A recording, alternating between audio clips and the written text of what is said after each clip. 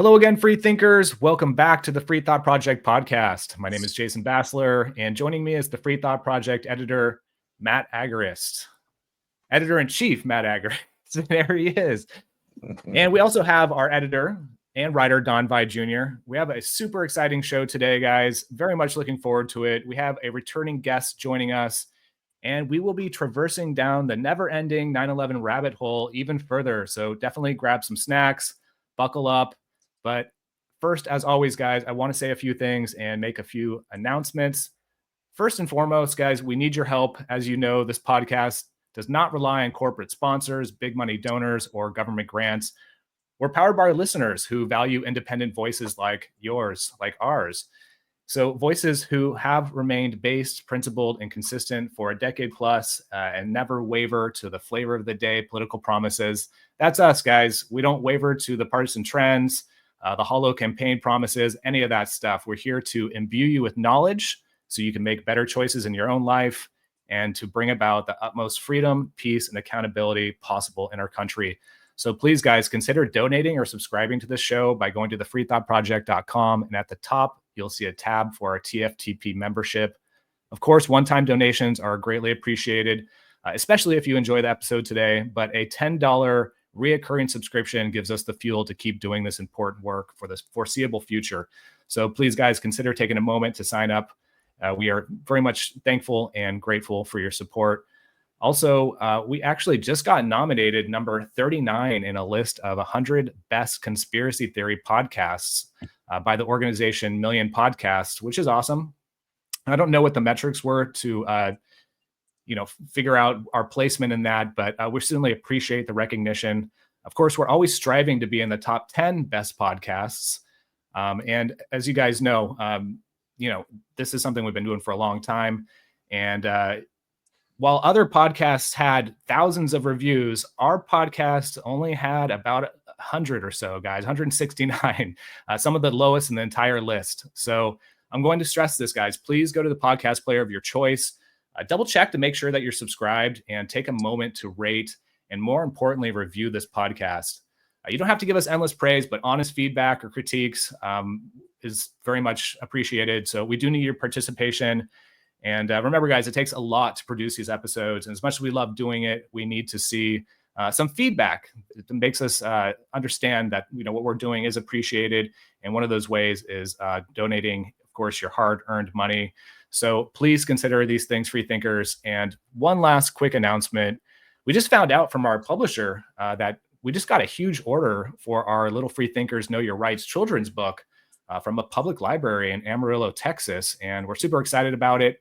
It's obviously not easy to get your book into a library, not to mention an anti-establishment Know Your Rights children's book. So we're certainly grateful that the word is spreading about the importance and value of our book.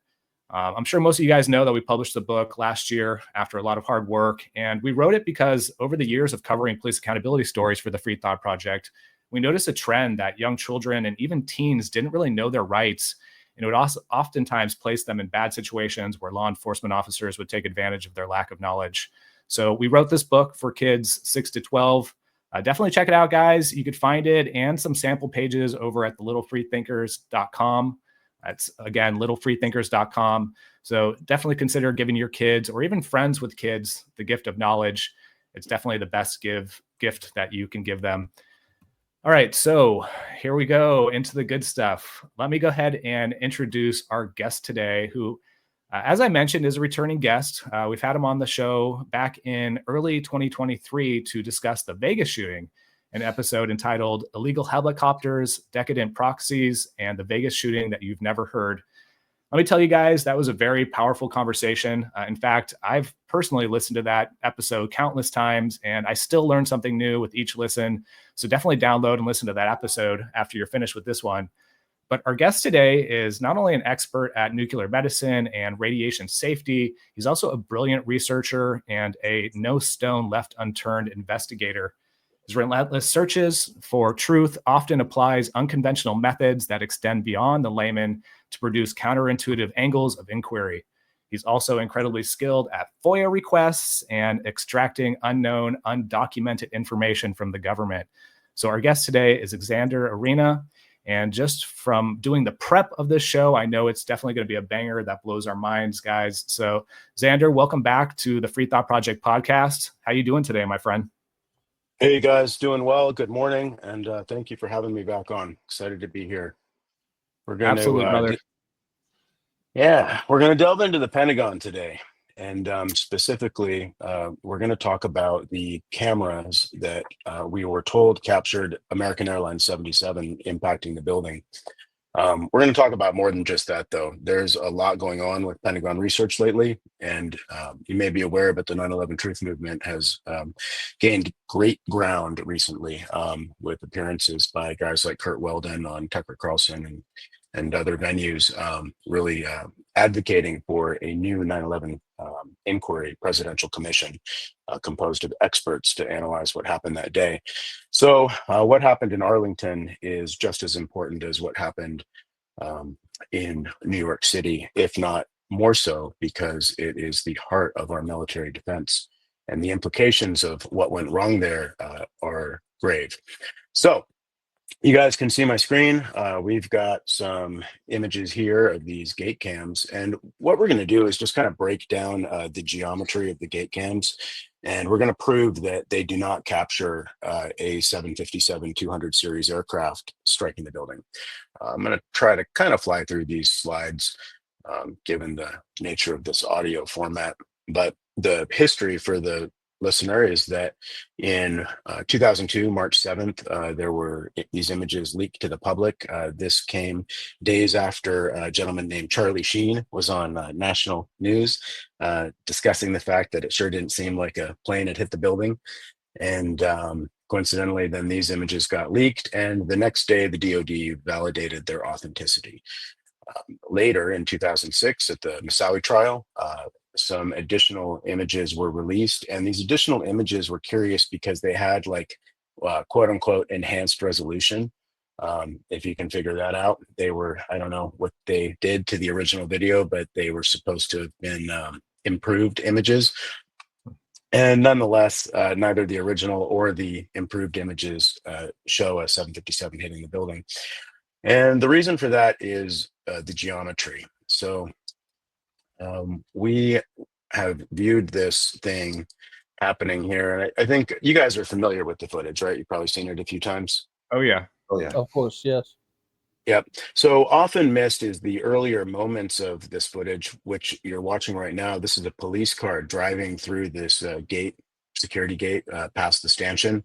And that police car is super useful for this analysis because when folks have said, well, that sure doesn't look like the size or shape or whatnot of the aircraft, they've said, well, there's been this distortion and blur and other things going on, but primarily the fisheye view distortion, so therefore you can't accurately assess what it is you're seeing. And so we were able to I don't know, the Truth Movement, I was able to kind of dispatch that by looking at the police car and then breaking down the distortion of that, correcting for the distortion, and then analyzing the frames after that correction. So the story we were all given, Americans were given, was that there was this light pole flight path, right? So there were these felled light poles over Highway 27 over the bridge there. And so, and they were told that was proof that this large winged aircraft hit the building because of these felled light poles. The fatal flaw for this official story is that also happens to now anchor the flight path to that exact location. So any deviation from that flight path proves that these light poles were staged. And obviously, if the light poles were staged in advance, that's evidence that the whole thing was staged in advance. So the issue with the light poles is that it places the aircraft in a very precise distance from these cameras. And when we look at the lay of the land from the plan view, we can prove that the object shown in the images is not large enough to actually be a 757. This slide are the names of all those killed that day. These are folks killed within the building. So this doesn't represent individuals who may or may not have been on the original American Airlines 77, but these were all military service members, contractors, civilian employees, staff in the building, folks that didn't deserve to die that morning. We will kind of go over this. So using Google Earth, anybody can recreate this proof, which is a nice, I try to have that be the case, of course, for any kind of scientific endeavor. You guys should be able to recreate it. Anybody should be able to recreate this. So Google Earth has historical images of the building and the lay of the land that day. This is an actual image from airliners.net of the actual aircraft that we're told hit. Um, you can see those really large engines underneath, and it's 155 feet in length, 124 feet in width. And it's got about, on average, at the chord, a 25-degree wing slope backwards, about a 6-degree uplift on those wings. The tail is at 44 feet. It's a big aircraft, and it's heavy. And so um, we're later going to talk about some physics equations, but I estimate that this aircraft probably hit the building weighing about 180,000 pounds. It's a fair estimation for a lightly loaded aircraft, and with the fuel burn and whatnot. And that's if it hit, it's a reasonable assumption to use that weight. All right, this slide is really curious, guys. It's actually super important because this is an image that was taken out of the the ASCE's Pentagon Building Performance Report. And in this analysis, they had an image of the plane and they rendered it using this graphic. The issue with the graphic is that the graphic's not accurate. They shrunk the size of the fuselage. They've made this fuselage too narrow. And I think they did that to make it look as though it was able to slide under the second story slab. So this is the actual dimension. This image was readily available from Boeing at the time. There was no reason for ASCE to create this other graphic, yet they did. And when they did, they made it so that the ratio of fuselage width to tail height was incorrect. So that was just a strange finding. They made it a quarter of the width, and the actual width is 0.33. So the plane is bigger than they want you to see when you're reading that paper. I mean, that's not a sign of some sort of issue. I don't know what is, but this is a sign of a major issue. So, man, this picture, we're going to talk about the cameras for now, but we're going to come back to this picture because this is probably one of the most important pictures in United States history. And this picture was taken by U.S. Marine Corps Corporal Jason Ingersoll. He happened to be there that morning with his professional photography equipment, and he took a series of images. And this is an airplane defying image. So I promise we'll talk about this a little later. Within this area, we're told this large engine flew through that space. I don't really see how that's possible just looking at that, but I digress. This is the video that was released at the Moussaoui trial, and it's got these really strange, timestamps that don't reconcile with the day or the time. And then we were told that this happened to be the date that they retrieved the data. Yet clearly, it's like, they've typed in plane there. I mean, what is this? I don't even. I mean, you're not nuts for wondering or having questions when this came out. If you look at this upper right corner here, you're going to see this tail poking out from behind the stanchion. And what happens is when you align the actual size of a 757 over the map, it places it spatially at this element of the lawn. It's exactly there along that light pole flight path. And then we look at the field of view of the cameras. And when we look at the field of view of the cameras, this is the amount of light that's reaching the image receptor at the point in time that the image was captured. I wanted to get as much information as possible about the camera, so I recently FOIA'd DoD and asked them if they had any information on those cameras, that happened to capture one of the most important things in our history. And nope, they didn't have any. I know that these cameras were taken by the FBI as well as all the recording equipment, and the FBI did have them in their possession for a number of years. So it is possible that an additional request to the DOJ might yield some answers, but the DoD had no information about what the camera makes were, the models, their frame rate, capture, any of that sort of stuff. What the fuck? Yeah. It's kind of like when NASA lost all the telemetry, data on the all missions, but Yeah, we'll stay away from that for now. totally legit. Double check that. Double check that fact. Yeah, right. Yep. All right. So these are this is a little curious. So um, the Pentagon had undergone a renovation project, and that renovation project, they termed Wedge One the catcher's mitt. That those working on it, which you could believe that. Um, and Wedge One was fortified, renovated, and that renovation was happening in the years before. Some of the very early witnesses to the event there, and those cited in the ASCE report, were in fact Penryn workers. Folks who got involved with looking at the security camera footage were also Penryn contractors. And the Wedge One renovation happened to be over the large data line that led into the building. So, in other words, like the giant trunk cable that would carry all of any hard cabled data from our Pentagon traveled directly under Wedge One.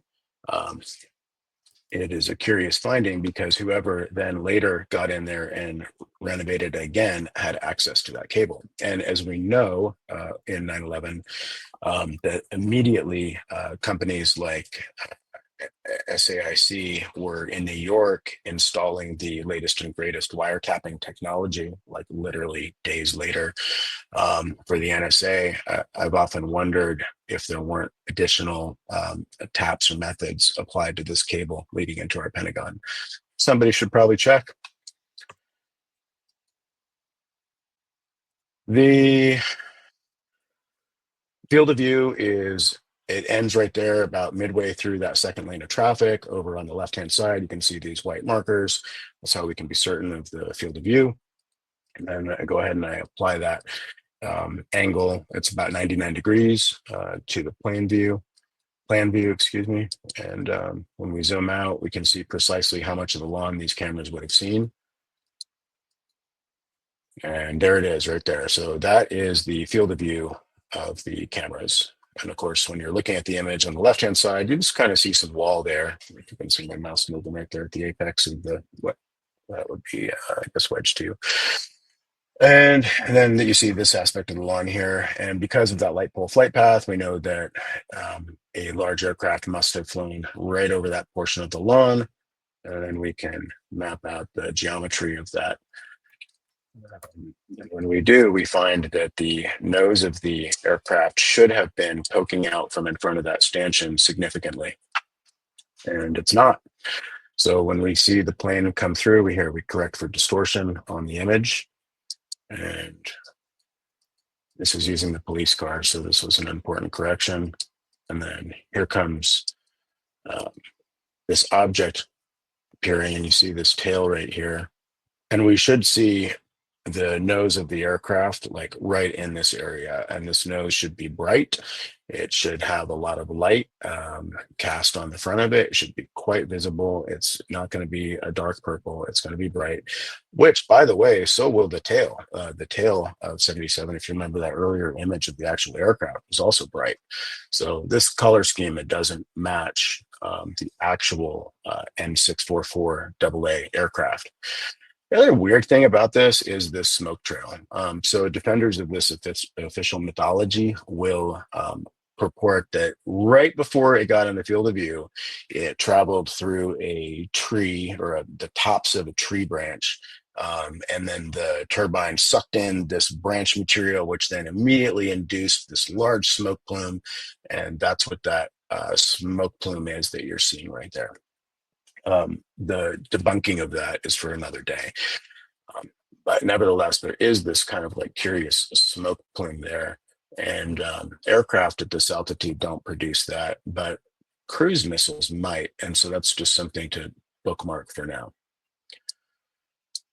Here's the large explosion. If you'll note, a lot of the explosion actually appears to be occurring more exterior to the building, or at least right along the facade rather than within. It's a very bright, very hot, very intense, rapid gaseous expansion there.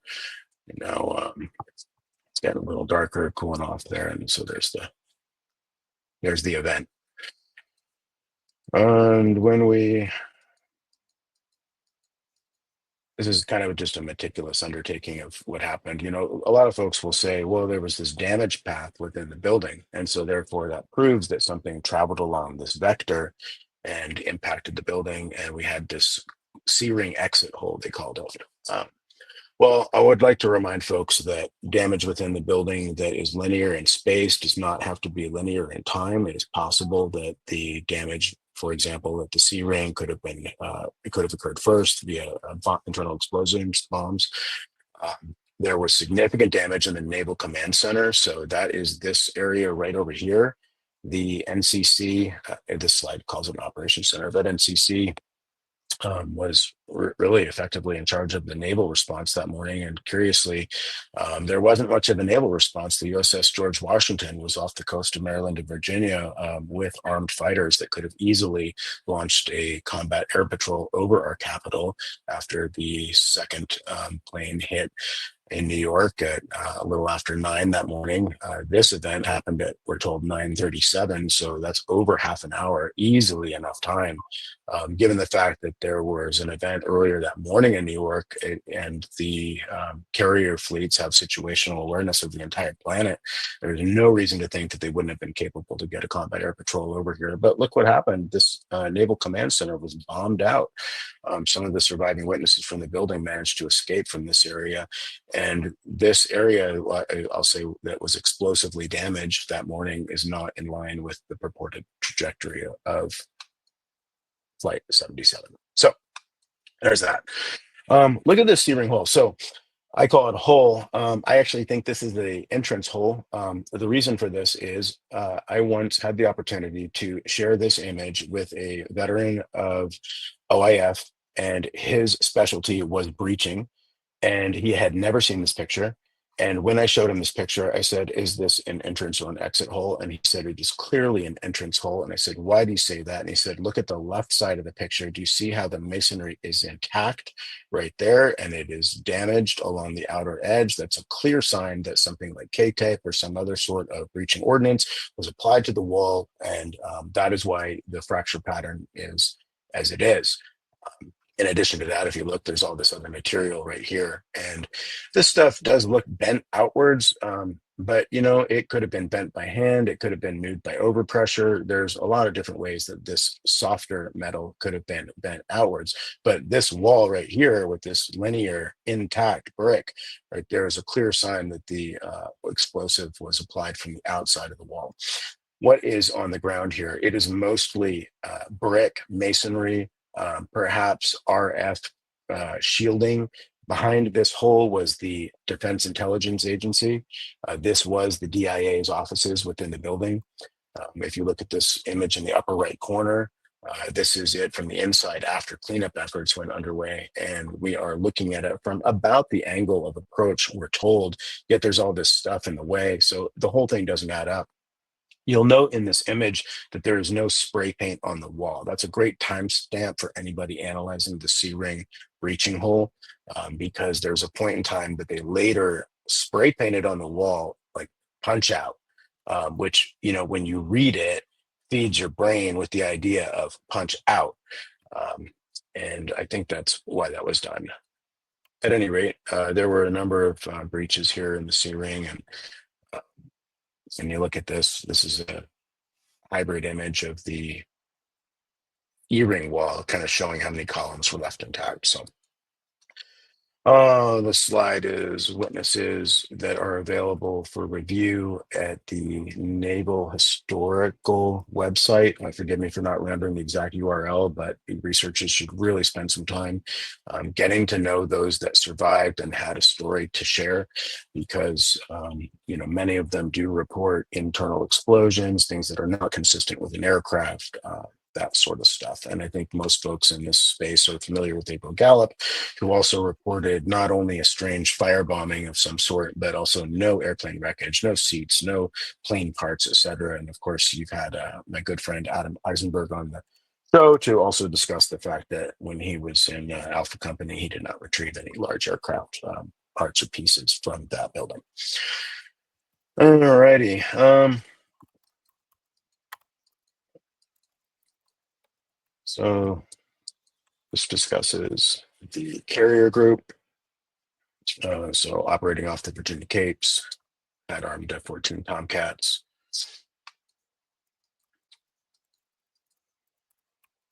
And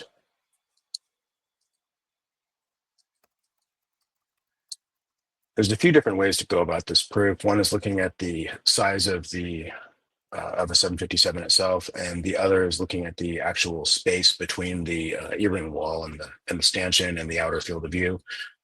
I've done it both ways, and both ways it's consistent. They correlate, and it's a good approach because the methods are slightly different. So we can look at the overall number of aircraft that should have fit in that field of view using the radius of the distance from the viewing point.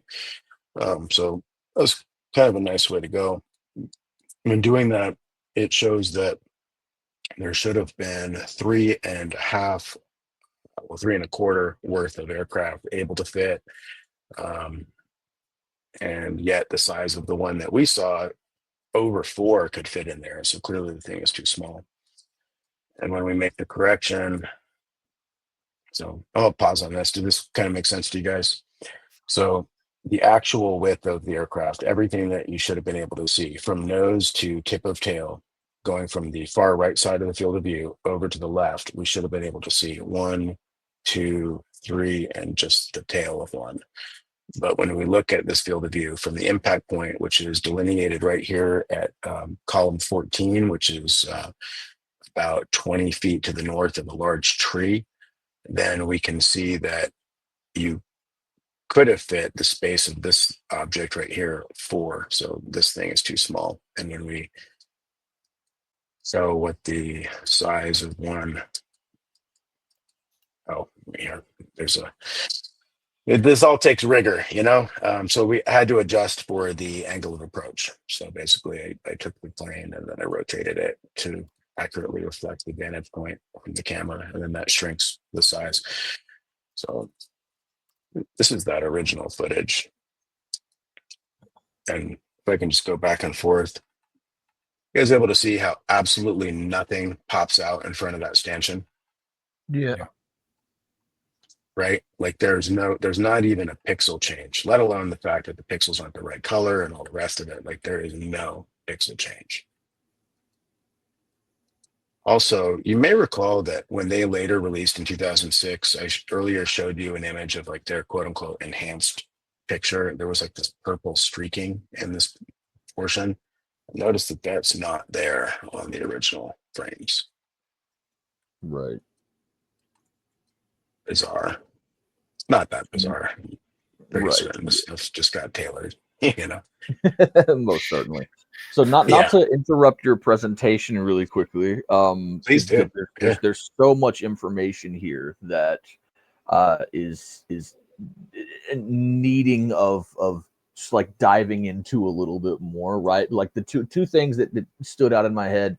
One of them you already sort of addressed, because I had with as much research as I've done on 9/11.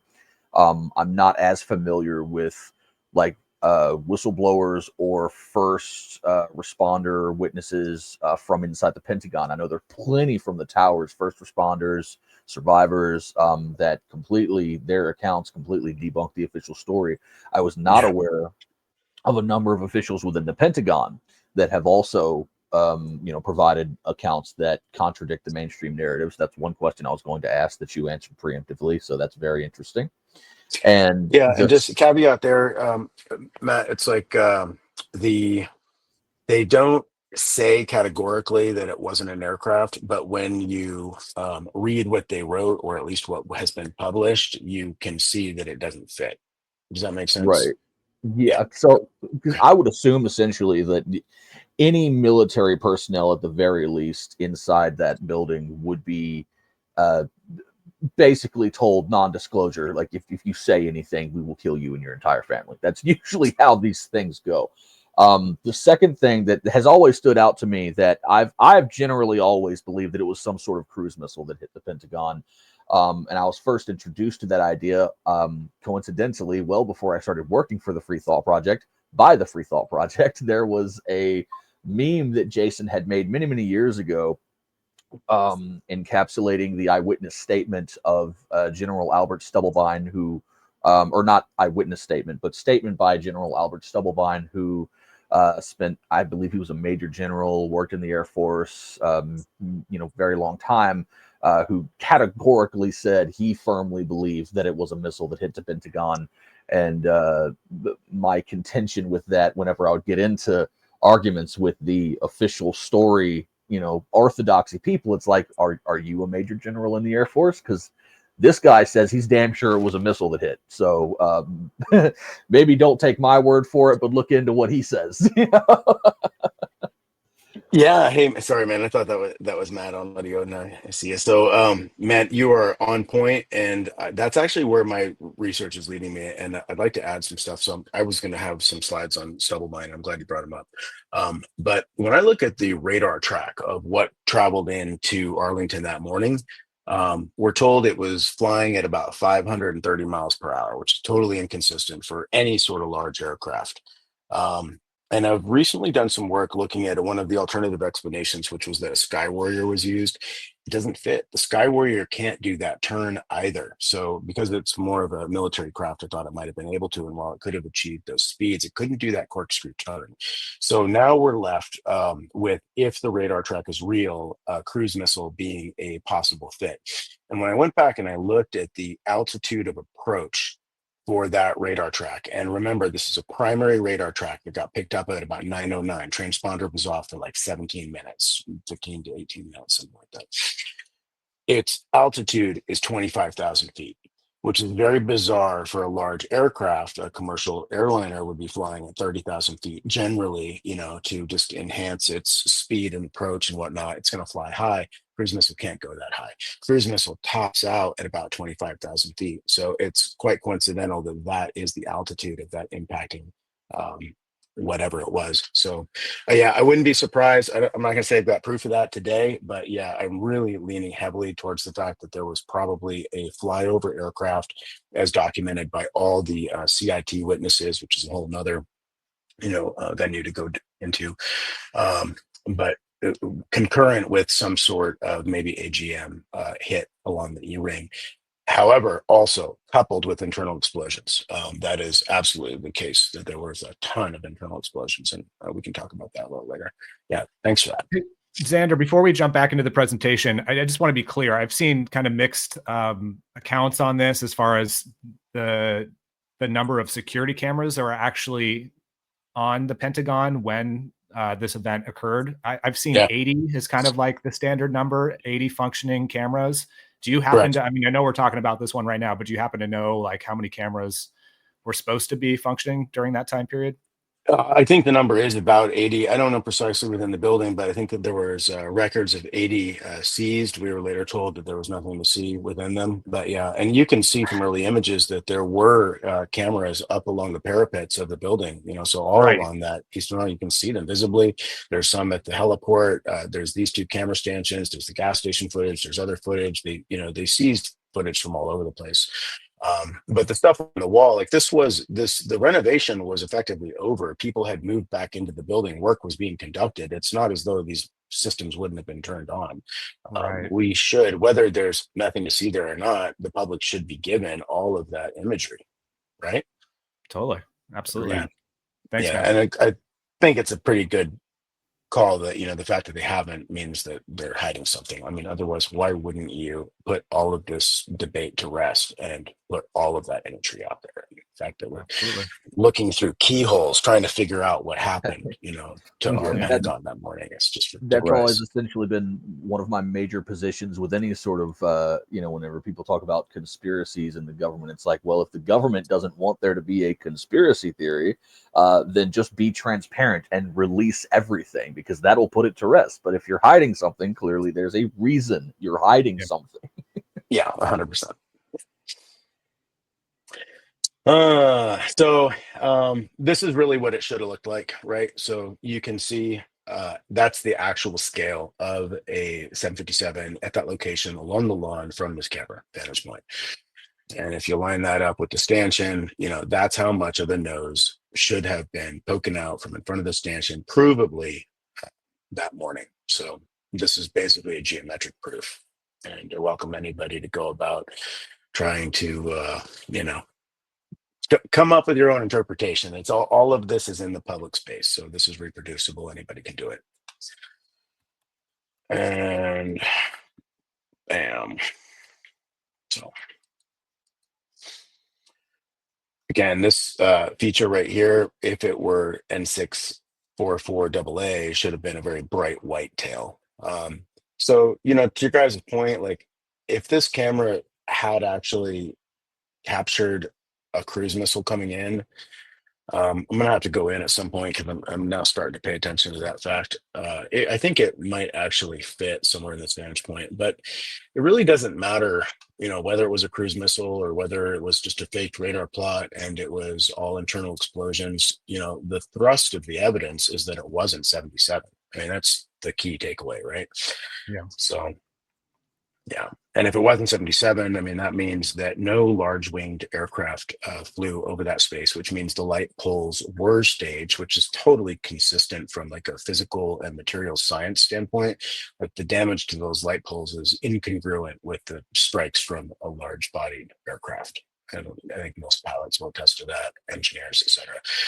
Oh boy, what was this? Oh, this was a different proof that was done on the cool project that Richard Gage had put together a number of years ago. And so my friend Craig McKee and Adam Ruff got on there and kind of presented an early version of this evidence. I was using a different method. I was using strictly the field of view to determine that the nose would be poking out, but there was two different ways to get there. And, that more or less kind of wraps up the thrust of this proof. So we can start talking about some of the other stuff if you'd like, guys. Yeah, man, I want to get into this PDF I read of you interviewing Grok. That was it's pretty crazy. Especially Grok admitting that it was going off of a program with mainstream narratives as not to do anything but toe the establishment line on this. Yeah, you want to elaborate so crazy. on yeah. Yeah, I don't think we've given any context for that. So if you want to set the table just to let the audience know what we're talking about.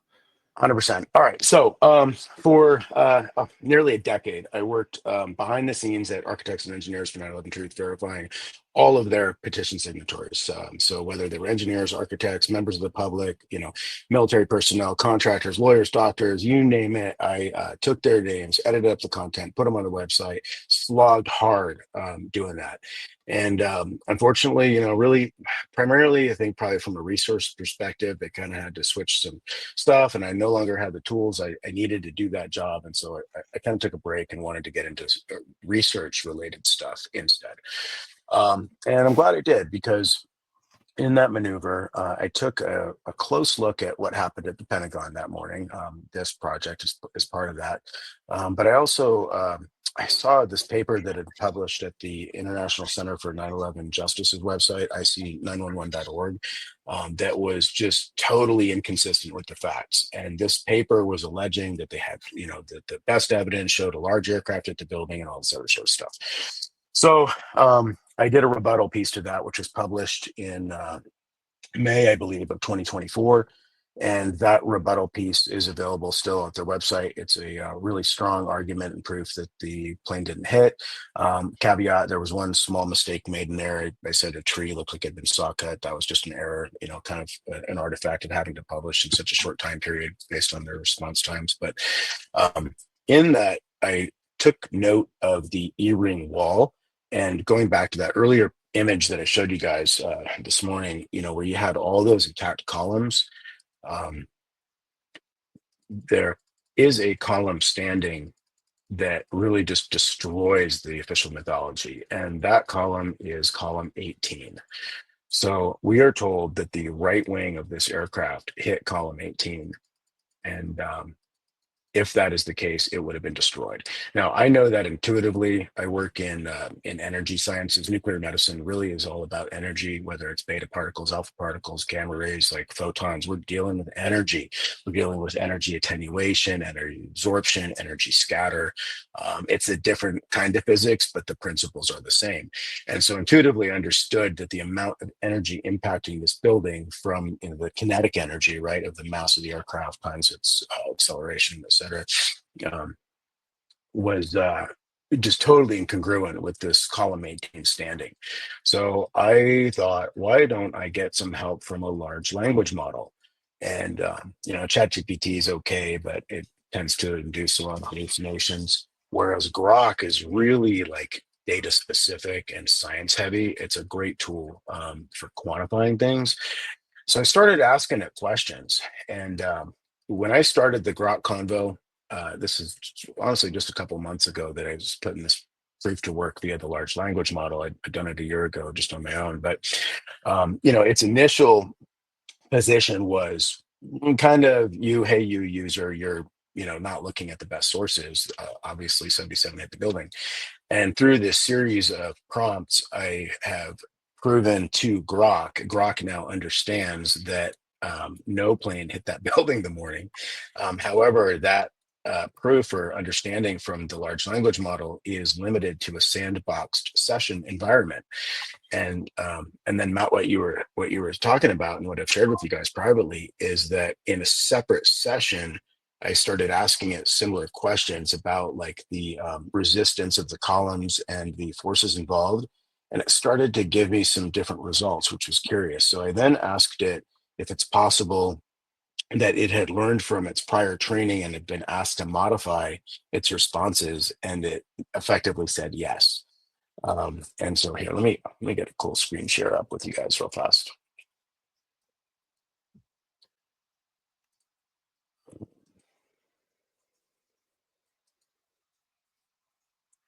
Maybe we'll pause the audio for this part. Listeners in the world.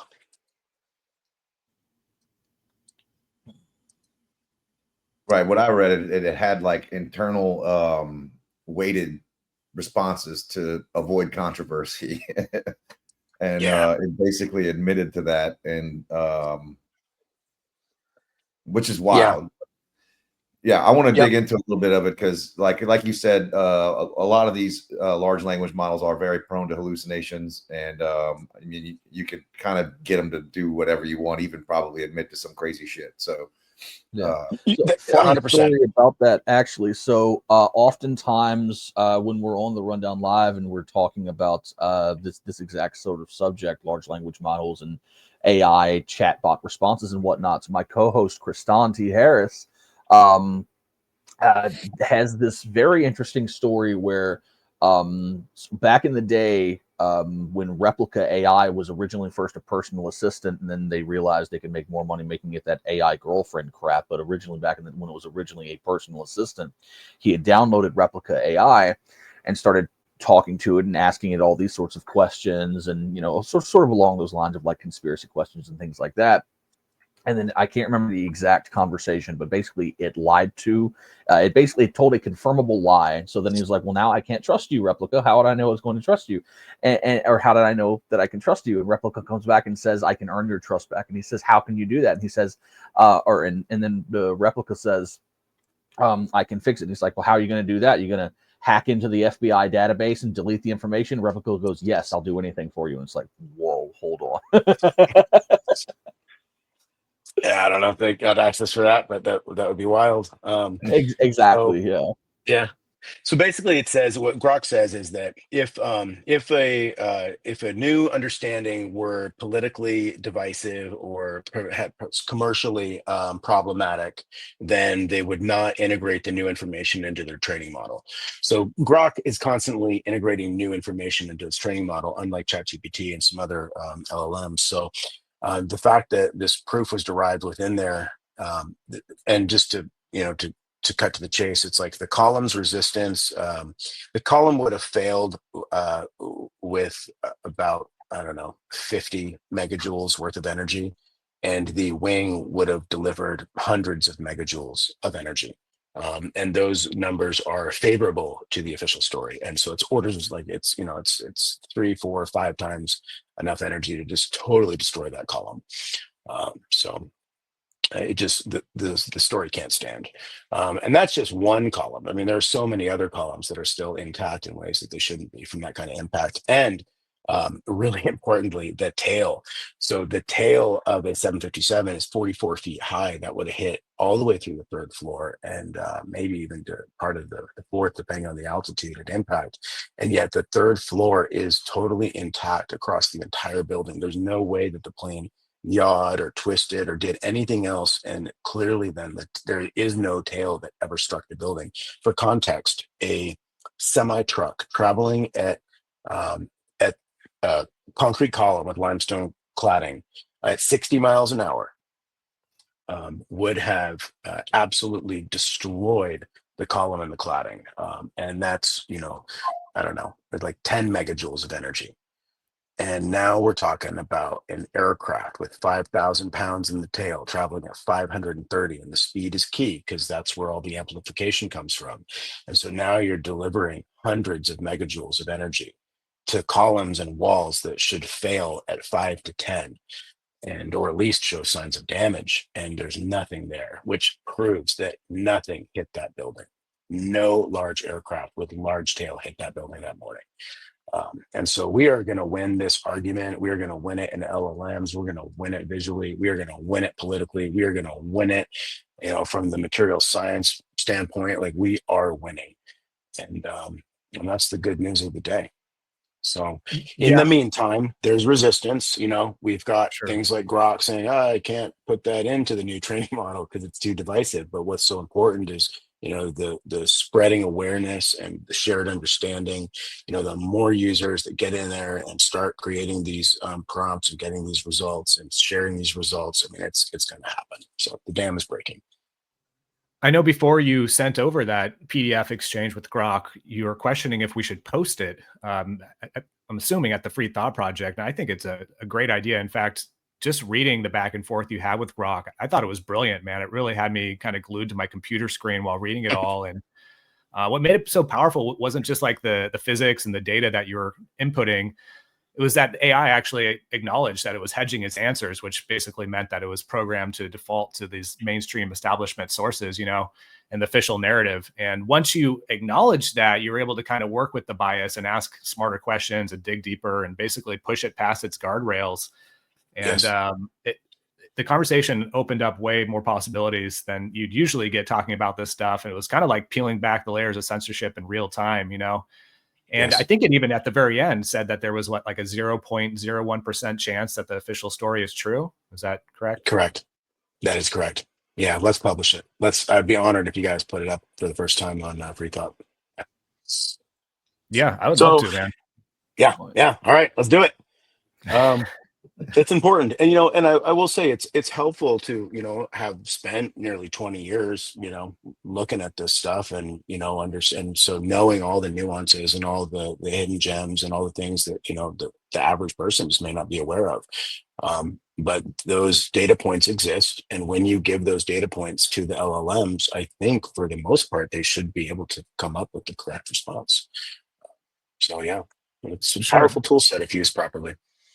Yeah, we'll have to put our heads together on like the best strategy to get the most eyeballs on it, because it feels like it's one of those things that could kind of fly under the radar if it's not presented right, or it could go mega viral. But yeah, I would love to. And I think it kind of raises more of like a important question too. And it's like, are we at the point where the tech is just supposed to be neutral? It's more like just reinforcing a controlled version of the truth, right? Like it's just the next layer of maintaining control over what we're all allowed to think and question. So, but yeah, it's definitely interesting, and I very much appreciated you sharing that with us. Yeah, for sure. The tech could be, and that's what it's done. That's what they've been doing for so long, right? Whether it's curating Wikipedia articles or other things, where the average person thinks they're getting the truth or the most accurate, crowdsourced information. And that's just a bunch of BS, it's all politically captured, astroturfed, like just, garbage. But the thing about the 9/11 truth movement that I've particularly been so fond of is fundamentally it's physics, man. Like physics win our Yeah. narrative. Right. We Right. win. They can't take away physics, no matter what they try to do. However, they enslave us. Like the physics rule, and it rules with the controlled demolition and the collapse of the buildings. It rules now in Arlington. Like the physics win. Rules with the That's why. aircraft. Yeah. No, sorry to interrupt. That's why the architects and engineers information is just so valuable, you know. And I believe that Matt actually interviewed Richard Gage from Architects and Energy and Engineers on 2020. I think it was the 9/11 anniversary in 2020. So definitely worth checking out that episode as well, guys. And while I mentioned it, I know you also talked about Adam Eisenberg, who was another former guest of the Free Thought Project. And I don't know if you gave the full context, so I'll just go ahead and just share that really quick. But basically, Adam was a 9/11 Pentagon first responder, and he was there, I believe, that night within 24 hours of the attack. And he repeatedly has said that he's never saw anything even remotely resembling plane debris or wreckage or any of that stuff. So big shout out to Adam. And yeah, download that Richard Gage interview, and then listen to the Adam Eisenberg, also known as Awakened Adam, and our conversations. I think we've actually had him on the show twice now, and he's obviously the person who linked us up with you. So big shout out to that for that. But can we maybe get into some of the debris that was found as well? Because I think it was in March of 2017, which was like 16 years after the event. For the second time, the FBI decided to release these, never before seen pictures of 9/11 wreckage. We actually covered it for the Free Thought Project, just trying to be objective. They released 27 images, which of course don't have any video or audio or anything other than pictures. And there was no real description or information about where all this, debris was found. And most of it looks like no bigger than the size of a piece of luggage or a suitcase or whatever. A lot of people rushed to judgment to claim that this was the definitive proof that a plane did indeed hit the Pentagon. But for most of us, I feel like it probably evoked more questions than they answered. So why do you think the FBI chose to release these images so long after the events of 9/11?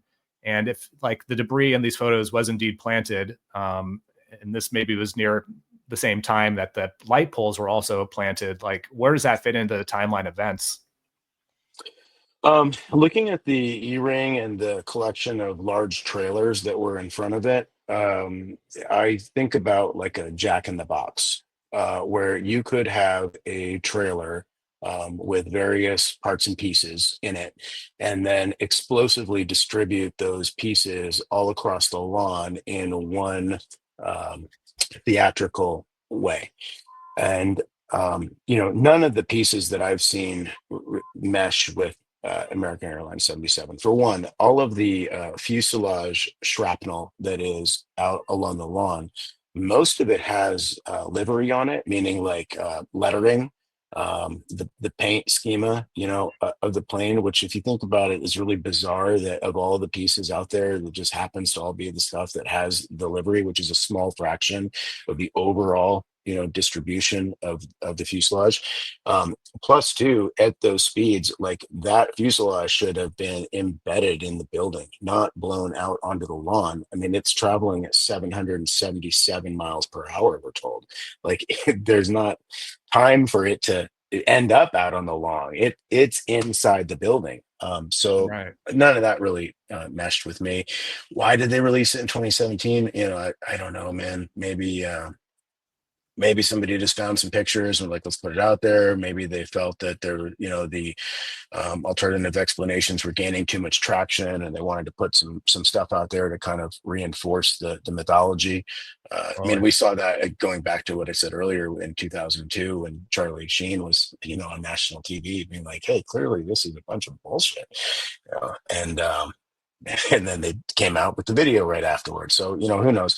2017, to harken back to, I don't know exactly when they released it, so maybe I'm off on the timing, but that was also with the great purge of social media stuff, your guys' Facebook, other things, right after that Vegas shooting, when the Americans weren't buying it and they wanted to shut down the conversation, and they shut down YouTube channels and everywhere they could.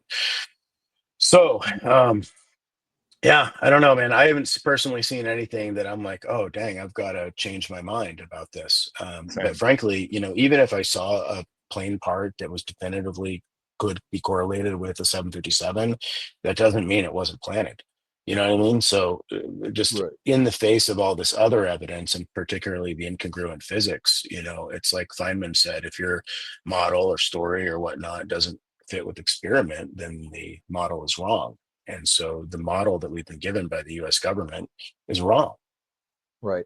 And I also think So, it speaks to, in a way, I guess we could call the quote unquote strategy of how they tried to set this up, because we see sort of the same thing playing out at the Pentagon with the wreckage, or rather lack thereof, as occurred in Shanksville. In any like rational human being with objective critical thinking skills looks at the photos of when what was it? I believe United 97 was supposed to have gone down in Shanksville, Pennsylvania. It landed in that field when they staged this big uprising inside the plane and all of this sort of stuff. There is hardly, or not even hardly, there is no wreckage. It is a massive crater, which, granted, I mean, with the physics of everything, maybe because I'm not a physicist, you are, so perhaps you can sort of piggyback off of this. Would it have just disintegrated everything? Or would there have been something definitively there that should have said, hey, there was a plane? Because the pictures damn sure look like there ain't no plane there. if it tunneled towards the Earth at that location, there would have been large wreckage all over the place. What's so curious about those images from Flight 93, we're told, is 93, the okay. grass in the surrounding area is not even singed. I mean, how does the plane detonate and then the grass isn't even burned? Like the grass on the margins of that rift in the Earth. And if you actually look at historical imagery in Pennsylvania, it was like some kind of strip mining operation. And there's all these like mining marks in the years past that match perfectly with that linear mark that we were shown in 2001. So, I don't know what that event was. I know that there was wreckage of aircraft discovered all over that area, and that to this day, like, you cannot walk those woods, probably for fear that you might find a piece of something. So I don't know. I think my impression is that something was shot down. Um, and I don't know if that was actually even Flight 93. It might have been some other sort of impact vehicle that was going to be used to hit our capital or whatnot. And I do believe that it's beyond the scope of this presentation, but I think the best evidence shows that it might have been a National Guard aircraft that was able to operate outside of the limitations imposed by DC, and did what they thought was the right thing, and took that plane down. So Wow. I don't know. I don't profess to be an expert on Shanksville, but I know the stuff that doesn't fit, and that pit doesn't fit. Sure. Well, So yeah. yeah, go ahead if you have something. No, just you mentioned Adam Eisenberg, and just spoiler alert, he is working hard on a really cool project. He's just been delving into a lot of the who of the day, and what he's discovered is just mind blowing. I mean, I think that we actually have in sight the actual perpetrators that conducted that operation that morning, at least on the ground. And I want to say they just did a piss poor job right from the outset. I mean, if their job was to convince the public that a plane hit the building, they failed, and they killed a lot of people doing it, and they should be punished. Absolutely. Yeah. And I will hopefully in our lifetimes we'll be able to see that, but I'm certainly not holding my breath. But do you have a little bit more time, Xander, to maybe get into a little bit more of this stuff, or are you pressed Yeah, on I do. time? Nope, I'm not Because pressed on time. Okay. Yeah, I was there's a couple more things that I kind of want to hit on. I know we've already talked about, I guess, maybe all three of these things, but the columns, the witnesses, and the light poles. So maybe we'll start with the light poles, seeing I just referenced that. And it seems to be one So of those things that keeps coming up. And I know you talked to Grok about it a bunch, but according to the official story, those poles were a key part of proving the flight path, right? Because they show exactly what angle the plane was allegedly flying from. yeah, But this is where it gets kind of weird, because the 9/11 truth researchers point out that the angle of the poles don't actually match the damage on the building.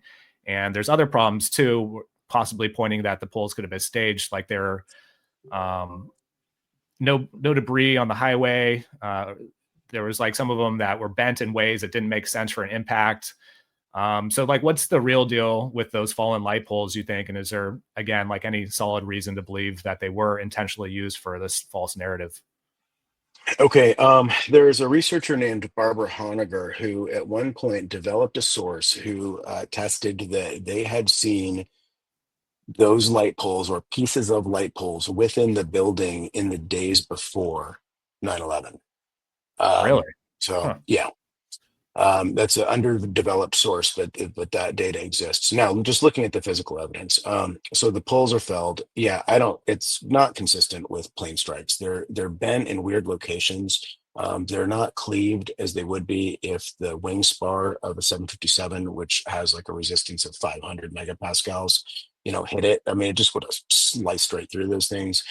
Then conservation of momentum, they would have been propelled forward. They wouldn't have just like tipped over or fallen.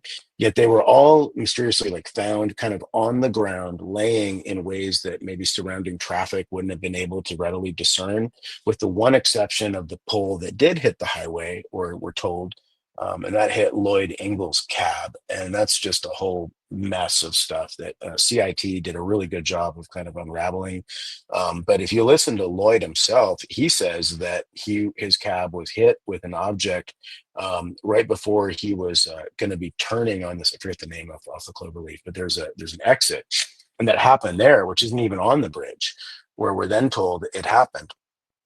So the light poles, as you mentioned, place the event in a particular place and time along the highway. Now, the highway traffic was stopped that morning in northbound traffic. So if I were going to conduct some sort of, crime at that location, I would want to control witnesses. And so it would be easy to just have a vehicle stop or two vehicles stop on the highway, cause a traffic jam. And now my guys are in the 20 cars behind me. And all the rest of the public is further out, but I'm controlling the bridge, I'm controlling the vantage point, I'm controlling the witnesses. The witnesses in those cars are some of the most bizarre, because they'll say things like, I got out of the car and I saw the plane coming, and I turned my head and I saw it approaching the building, and I saw it hit the generator, and I saw its wing hit the ground, and I saw it hit the building. This thing was going 530 miles per hour. They didn't have time to open their door, let alone get out and see all this stuff. And it's consistent like that. All the witnesses are saying this kind of stuff that just doesn't mesh with what we're told actually happened. So, I think an LLM with material science resources will kind of show that, none of that damage to those aluminum poles or steel poles, whatever they were made out of, is consistent with a wing strike. The plane wouldn't have been able to maintain its flight pattern, its flight envelope, if it hit those things and the wings were damaged, most likely. And just tons of problems. And I think the biggest problem for me with the light poles is the exceptional research that was done by CIT, Craig Ranke and Aldo Marquis in 2006. I mean, they basically solved the case then. When they went out there as part of the early truth movement and interviewed all of those witnesses on the ground at the scene, at least the ones available, and they witnessed the Pentagon police officers, Sergeant Legassi and Sergeant Brooks, and they also interviewed a Navy annex worker, gas station attendants, and a ton of witnesses from Arlington Cemetery. And all of those witnesses consistently place a inbound airline or airplane flying over the Navy annex and then flying north of the Citgo gas station. And then as it approached the E-ring wall, seeming to bank to the right and pull up just a little bit. And by the way, that testimony is also corroborated by Bogert, I forget his first name, who was in the heliport, who saw a plane approaching the building from that vector. All right, so here's why that matters so much. The light poles are on the bridge, which are further to the south and require a south of Citgo gas station approach. All these witnesses place the plane north of Citgo. It's totally incompatible. The plane can't be north of Citgo and then make some crazy hard turn to then come back and hit at the angle that we're told this thing hit the building. And the description of a right bank plus a little bit of pull up is totally meshes with a flyover. So they took a plane so that they would have some on the ground witnesses. They flew it in and over the building, and then either concurrent with just outright E-ring explosions or impact by a cruise missile to induce that radar track. One or both of those two things could be true at this point. But what is provable is that the witness testimony doesn't mesh with what we're told. So yeah, I think the light poles were staged, man. Is that the long-winded version? Too long to read. So right, Yeah, right before we move on to the next subject, there was one more thing that I wanted to just sort of bring up. So obviously, we're all aware James Corbett has done fantastic research on this subject as well. Yeah. And Yeah. one of the things that James pointed out very early on in one of his documentaries, I know he pointed it out in the 5-minute 9/11 conspiracy theory video that he put out that went hella viral. Like, what was it, 10 years ago now? Yeah, it's so good. But he also mentioned it in one of his documentaries, as have many other people, is the fact that the supposed hijackers that were allegedly supposed to have flown these planes are known to have been piss poor pilots and incapable of flying the planes in any capacity, which is or in any way that they were alleged to have done. In addition to the problems of especially in recent years, we know they've been here on visas, and they had like a CIA contact and FBI. They were renting apartments from FBI guys like that. The alleged hijackers themselves is yet another insane rabbit hole to go down, because once you start seeing the FBI connection, the CIA connection, it's all these sorts of things, it goes wild. But just on the matter of the planes themselves, the people from the flight schools that were teaching them were like, yeah, no, these guys have no clue what the hell they're doing. So that in and of itself right there to completely debunks the idea of being able to perform this very difficult, intricate tactical maneuver to corkscrew this plane down at a specific angle and hit at its specific point. Like it does not hold up to the official narrative whatsoever. That's right. Our best pilots today can't do that maneuver. And that's why guys like Dan Hanley are out there saying, well, probably these planes were remotely commandeered and flown with uninterruptible autopilot. I'm going to go a step further and say they were clearly swapped, as was the plan in the Northwoods documents from the 1960s. I mean, so yeah, we had the tech and the capability. Totally. Yeah, so I was literally just about to bring that up. Obviously, Honger didn't fly any aircraft, into the building that morning. And I think what our opposition intends to do is to, now that they know they've lost on the physics of the controlled demolitions, they're going to lose on this impact stuff. They would like us to believe that the original planes were remotely commandeered, and the reason for that is they still can't. You couldn't say who. Well, they could say, the Saudis commandeered it, or Israel commandeered it, or Russia commandeered it. I mean, whoever commandeered it, they'll never be able to prove it. Whereas the ugly truth is, if they were swapped, then that directly implicates, us. So that's the move right now, I think, by the opposition. It's also one of the reasons that, they can also, for instance, in New York, World Trade Center 7, they could always later come back and say, well, we did put bombs in there to bring it down later in the day because it was structurally unsound.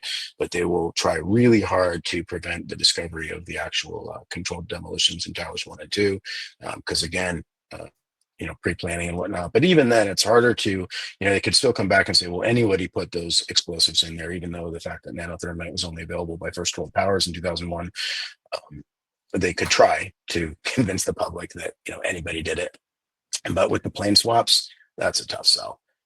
At that point, then we've got radar injects, we've got our defense infrastructure, at least elements of it involved, and not to mention, so it's rough. Yeah, and not to mention one of the other things that I had heard, and perhaps this is one of those things that was debunked later, perhaps not. I haven't actually looked into it in a few years. So if you were aware, correct me if I'm wrong, but there was one of those things that was mentioned that when it came to a lot of the people aboard the airplane that called their loved ones, something's happening, I love you, blah, blah, blah. there was allegedly this issue with those calls wouldn't have been able to get through with the cell phone technology at the time and satellite, all that sort of stuff. I'm unaware of whether or not that's, I hold that to be true currently because I'm not aware if it had been debunked, and if so, okay, so it's true. Okay, yeah. So the Japanese did a study. They took planes up. They lost contact, I think, at like 1,000 feet or something. I mean, yeah, they're too high. They're traveling too fast. They cannot communicate with those towers. All those cell phone calls were BS. Right. Yep. And Ted Walter did a good look at that recently, and his stuff's over at ic911.org. And he looked at extensively at those calls, the call records, what happened. And it's worth, if you're interested in that, it's worth going and listening to his presentation, to show how some of those calls were likely made from the ground, coordinated, and yeah. So we are getting low on time, unfortunately. We do have a hard stop today. I feel like this has been a great conversation. You did hit the witnesses question that I had. I did want to make note, though, that majority, it seems like, and maybe you can confirm this, Xander, that the majority of the witnesses who did see apparently allegedly the plane fly into the Pentagon were mostly government employees, military personnel, stuff like that, right? Is that correct? Or I don't think that's quite accurate. I mean, there were a lot of, so the ones that were on the bridge were there were a lot of them were Gannett Media, which was like, kind of our MSM media that morning, and then also Penren workers, so contractors or folks that were working on the renovation. There were government workers and whatnot, but that's going to be the case in DC. Like most of the cities, of course. But I mean, if it was the majority, then it might be a little suspicious. But yeah, you're right. It is DC. I mean, they're everywhere. Yeah, possibly. There's a bunch. But most of those witnesses, in fact, I think almost all of them do think that they saw a plane hit the building. But I'm like, okay, we all go to a David Copperfield show. We all think he teleported across the stage too. It doesn't mean he actually did. Yeah.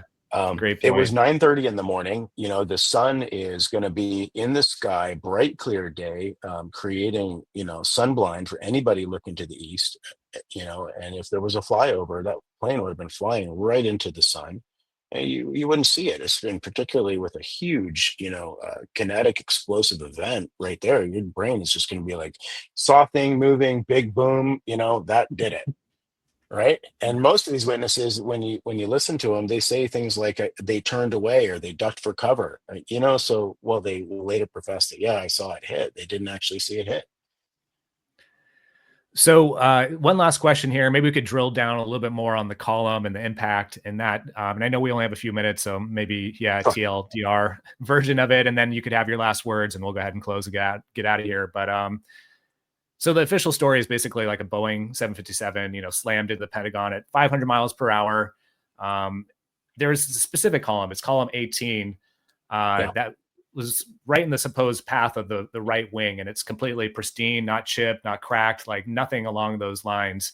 And I think that's been a big source of contention for us, 9/11 truthers, is that it's just a big hole, right? There's just like a big hole there. There's no damage from the wings visible at all. So like, how can a plane supposedly hit that exact spot and leave the column looking like it was never touched? I mean, like, can you just drill down on that a little bit? How can it hit and leave it like it's untouched? It can't. It just can't. Yeah, it just can't. It's a good TLDR. There's a huge, that's it, man. I mean, there's a huge longitudinal spar in that wing. It's T8606 aluminum, forgive me if that's wrong, but I mean, it's strong, right? The wing's intact. The wing is a giant linear feature, and it's arriving with hundreds of megajoules, impacting the column, which fails at 5 to 10 megajoules, and is completely obliterated to powder at under 100 megajoules. So we are double that, and yet this column is there. The column should not be there, and it is there. So there's no way to reconcile it. And I'm going to be publishing on this in the debated topic forum at ic911.org here in the near future. So listeners will be able to go there and read my work and see the images and the empirical evidence. We're going to have some math in there, some other stuff. So yeah.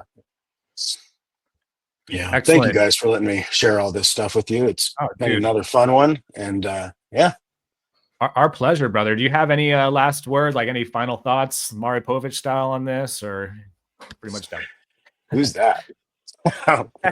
So yeah, just some final thoughts is like we still need to hold folks accountable. We're getting great traction. There's a lot of forward movement in the truth movement, but whatever commissions or other things are formulated, like we got to make sure that they're being rigorous and that they're rolling with the evidence. So thanks everybody for paying attention to this. It's been such an important feature of our American lives. When the truth is ultimately told, it's going to be hard for a lot of people, and we need to be supportive of them, I think. And really, I hope to maybe one day have more of a 9/12 moment where folks can come together in a new way, in a better way, and look out for one another. So yeah, without murdering 4,000 people. Totally. Right. Yeah. Time for that to stop. Yes, I agree, man. And all the millions that came after that, dude. It was fucking horrible. Man, Xander, thank you, dude, for coming on today and the super extensive research, dude, that you just contributed to us. I think our listeners and watchers this time are going to get a lot out of this, man. 9/11 kind of reshaped this entire fucking country and the world. It put America in this foreign domestic turmoil that, like I just said, led to millions of deaths. And, here we are 2 decades later, and we still have very few answers. And it's, just mostly contradictions, right? And like, I really appreciate what you're doing. Like people like you and Richard Gage from Architects and Engineers and all those people, if your findings raise legitimate concerns, dude.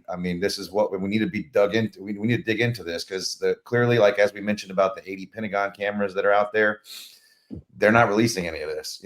They want to keep it as opaque as possible, and it's up to people like you, dude. And we, I want to thank you for being able to do that and bring that information to light, dude. We really appreciate you is what I want to say. And we don't have all the answers, but until we do, we absolutely support the pursuit of them, man. So, in closing, brother, just, let our audience know where they can learn more about this work of yours and follow your ongoing research and maybe what your next steps are. Nice. Okay. Well, PentagonTruth.org is a website that I'm maintaining, and so I'll be integrating this new information into the website over time. You can go back there and you can review the slides that we all went over earlier. You can go through them at your own pace, so that's available there. And I'll just be sharing information the best I can. Do you want to give the Vegas link as well, the website? Yeah, sure. Vegas that's VegasTruth.org. Yep, that's also available. So, one of the thank you guys for letting me present that as well. So those two websites are both where you can see some of my work, and I'll be probably going on some other podcasts and whatnot in the future. But it's my life is balanced. I like mountain biking and going to concerts, and I go to work still and all of that. So I'll be adding to the equations as I can. For sure. And if you haven't watched or listened to that other podcast where Xander came on and debunked so many of the holes in the Vegas shooting, that's a good one. Powerful. Yeah. Very good one, guys. Yeah. So guys, thanks for sustaining free thought. Like truly, thanks for, keeping the dream alive, so to speak, and getting this information out there. And absolutely, it's awesome. Right on, brother. Thank you again for coming on. Thank you, Xander. Peace. Peace.